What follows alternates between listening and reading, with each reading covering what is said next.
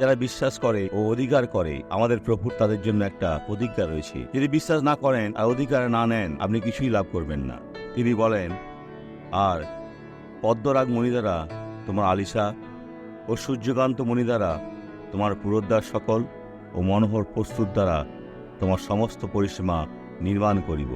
অন্যভাবে আপনি অন্যদের জন্য উদাহরণ হবেন। আজ কাল 10 বছর 50 বছর পরে যখন দেখবে, আমি জানি না আপনি কতদিন এই পৃথিবীতে থাকবেন। ঈশ্বর আপনাকে দীর্ঘ আয়ু দান করুন। আর তারা বলবে, আমি ওই ব্যক্তির মতন হতে চাই, তাদের মতন সে ব্যক্তি হতে চাই যে সত্যই স্বর্গস্থ পিতাকে সম্মান করে, তার ইচ্ছা পূরণ করে আর উন্নত করে। কারণ যদি আপনি তাতে উন্নত না করেন, তাহলে সেই ঈশ্বরকে কি জানে যে আপনি সেবা করেন? আমাদের ঈশ্বর প্রত্যেককে সমৃদ্ধি দেন, তিনি আশীর্বাদ করেন, পূর্ণ করেন, আর কোনো দুঃখ দেন না। এই সাক্ষরটি দেখুন। বোন, আজ এখানে কিভাবে এলেন? এটা কি কষ্ট করছিল?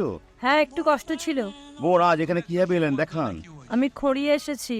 তাহলে আপনি খোঁড়াতেন? আজ এখানে কিভাবে এলেন দেখান। এইভাবে এখন ঘুরুন, এখন চলা শুরু করুন আর বড় পা ফেলুন। যত বেশি চলবেন তত ঈশ্বর আশীর্বাদ করবেন।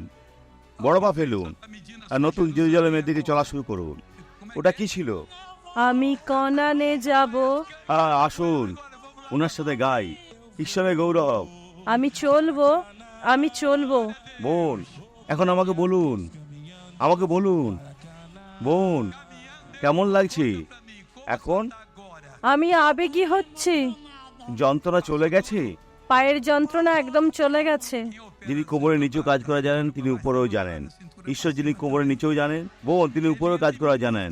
তিনি একটি মুহূর্তে এসে সমস্ত কিছু সমাধান করে দেন। আমেন। ঈশ্বরের গৌরব হোক। আসুন প্রার্থনা করি। এই ব্যক্তির বিশ্বাসের সাথে নিজের বিশ্বাসকে একত্রিত করি, তাদের আশীর্বাদ করি।